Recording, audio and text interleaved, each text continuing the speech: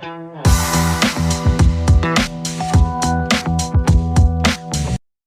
ားတို့အားလုံးသိကြတဲ့အတိုင်းပဲအခုလိုပူပြင်းနေတဲ့အချိန်မှာကိုကသပင်လည်းညှက်ချင်တယ်ဘယ်လိုညှက်မှလည်းမသိဘူးဆိုရင်တော့ဒီဗီဒီယိုထဲမှာပြပေးထားတဲ့ hair style လေးတွေကိုအဆုံးထိကြည့်ပြီးပြီဆိုရင်တော့ညီကိုတို့အတွက်အခုရသည်နဲ့လည်းတင့်တော်ပြီးတော့ထားကြမဲ့ hair style တွေကိုရှာဖွေတွေ့ရှိပါလိမ့်မယ်နံပါတ်1 hair style ကတော့အားလုံးသိပြီးတဲ့အတိုင်းပဲ undercut hair style ပါ undercut ဆိုတဲ့အတိုင်းအောက်ခြေတွေကိုပပပြောင်လေးဖြစ်တဲ့အတွက်အခုလိုပူတဲ့အချိန်မှာလည်းချွေးထွက်တာတွေဘာတွေကိုသက်သာစေပြီးတော့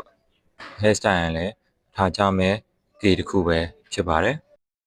နံပါတ်2 hair style ကတော့ crew cut ပဲဖြစ်ပါတယ်သူလည်း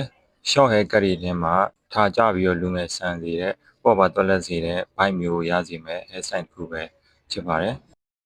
နံပါတ်3 hair style ကတော့ side part hair style မှာ side part ဆိုတဲ့အတိုင်းဘေးကွဲပုံမှာတူတူရှင်းရှင်းလေးနဲ့တသက်ရက်လေးဒီလို skin fade ညှက်ထားမယ်ဆိုရင်ပိုကော်တဲ့ဘက်ကိုသွားတယ်ရာသီဥတုနဲ့လည်းကိုက်ညီပါတယ်ဒီနံပါတ်4 hair style ကတော့ buzz cut ပါကရုံးစတော့ပေါ့ဗျာဒီလို buzz cut ညှက်ရင်တော့ skin fade ညှက်ဖို့တော့ကျွန်တော်အားပေးတယ်ရိုးရိုး normal cut အနေနဲ့ပဲဘေးတွေကိုညှက်မယ်ဆိုရင်ကြတော့ဗျာတိတ်ပြီးတော့မကော်ဘဲနဲ့နေပါလိမ့်မယ်ဒါကြောင့် buzz cut ဆိုရင်တော့ကျွန်တော်အနေနဲ့ skin fade ညှက်ဖို့ကို recommend ပေးပါတယ်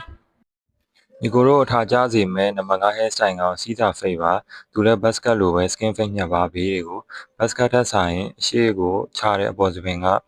နည်းနည်းလေးအရှိကိုရှည်တယ်ပေါ့နော်ဘတ်စကတ်လောက်တိုးတာမကြိုက်ဘူးဆိုရင်တော့ဒီစီးစာဖိန်လောက်ကိုညှပ်လို့ရပါတယ်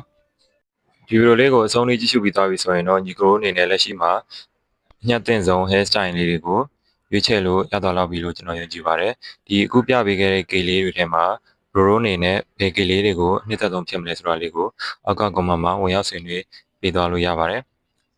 အဆုံးလေးကြည့်ရှုပေးရတဲ့ကျေးဇူးထူးပဲတင်ပါတယ် See you the next video